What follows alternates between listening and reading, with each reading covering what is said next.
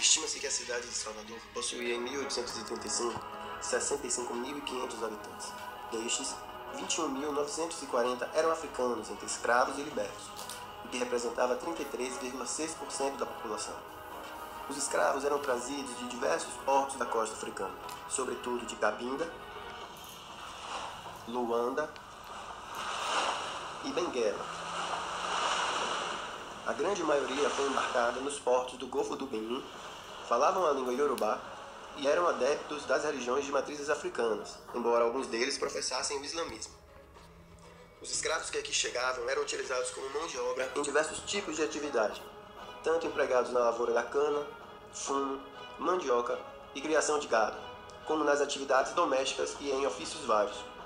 Em virtude do trabalho que desempenhavam, os escravos urbanos tinham uma maior mobilidade e independência do que os cativos do campo, o que facilitava a organização de reuniões, conspiratas e levantes, a exemplo do ocorrido na madrugada de 25 de janeiro de 1835, intitulada como Revolta dos Malês, uma das mais importantes rebeliões escravas ocorridas durante as primeiras décadas do século XIX no Brasil. O levante foi organizado por africanos muçulmanos, denominados de malês, no momento de expansão do islamismo entre os africanos que viviam na Bahia. Os revoltosos eram em sua maioria nagô, mas contaram com a participação de escravos e libertos de diferentes etnias e religiões. Nesse sentido, os laços de amizade, solidariedade e identidade étnica que os uniam foram significativos para a mobilização de um contingente de 600 homens, que levantaram armas contra o governo constituído, muitos deles africanos não muçulmanos, que nutriam sonhos de liberdade. O movimento foi marcado para acontecer no final do Ramadã, no mês do calendário islâmico, dedicado ao jejum e à reflexão espiritual. Para os católicos, era o dia de festejar Nossa Senhora da Guia, padroeira dos navegantes, com grande festa em bairro distante do centro da cidade de Salvador, que já recebia uma ampla quantidade de devotos na noite do dia 24. Enquanto o corpo policial e os senhores se deslocavam para participar dos festejos, os escravos se preparavam para o levante, que estava planejado para ocorrer no amanhecer do dia 25, mas foram denunciados por duas libertas nagôs e logo surpreendidos por uma patrulha da cidade em um sobrado de 2 andares na ladeira da praça, onde se encontravam reunidos. Neste local, houve primeiro combate entre os rebeldes e as forças de segurança da cidade, o que fez os rebeldes dividirem-se em grupos e seguirem por várias vias da cidade. Boa parte se deslocou para a Câmara de Vereadores da cidade de Salvador, onde se encontrava um dos líderes do movimento, o escravo malê Pacífico Licutã, preso para pagamento de dívida adquirida pelo seu senhor com credores da cidade.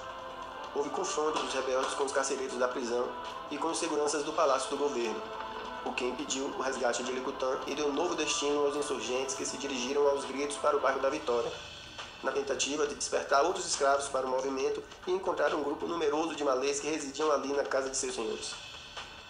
No trajeto, pararam no convento das Mercês para se reagruparem, mas logo foram atacados por guardas de uma ronda policial. Sem baixas nesse confronto, os revoltosos seguiram e reuniram-se com outros que vinham da Vitória. Do Campo Grande, foram em direção à freguesia das Mercês, enfrentando os soldados do Forte de São Pedro, que fizeram vários disparos contra eles. Das Mercês, retornaram ao centro da cidade, atacando um posto militar em São Bento. Posteriormente, atacaram um posto militar na rua Joana Angélica e seguiram para o Terreiro de Jesus, onde entraram em confronto com policiais. Ao escaparem do cerco, os revoltosos desceram pelo Rio e pela ladeira do Tabuão alcançaram a Cidade Baixa.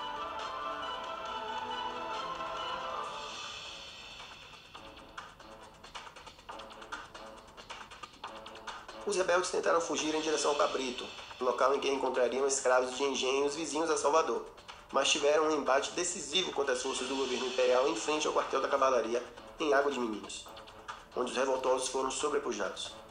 Os poucos sobreviventes que tentaram a fuga pelo mar morreram afogados. Nesses confrontos, mais de 70 insurgentes morreram e foram enterrados sem acompanhamento religioso, numa vala comum, no cemitério do Campo da Pólvora, mesmo que as tradições católicas e islâmicas recomendassem os ritos fúnebres.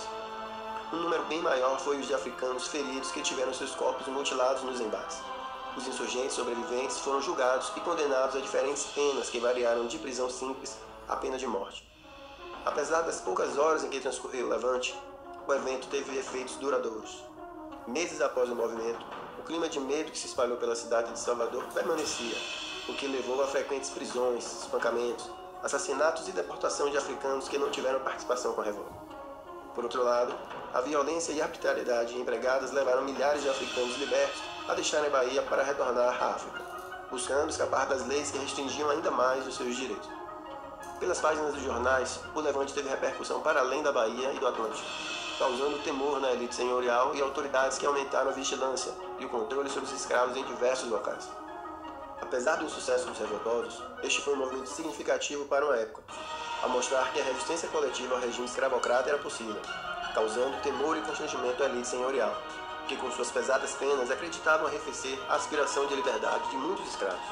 Porém, suas lições de resistência sobreviveram e permanecem alimentando as ações de muitos que lutam por uma sociedade mais justa e igualitária.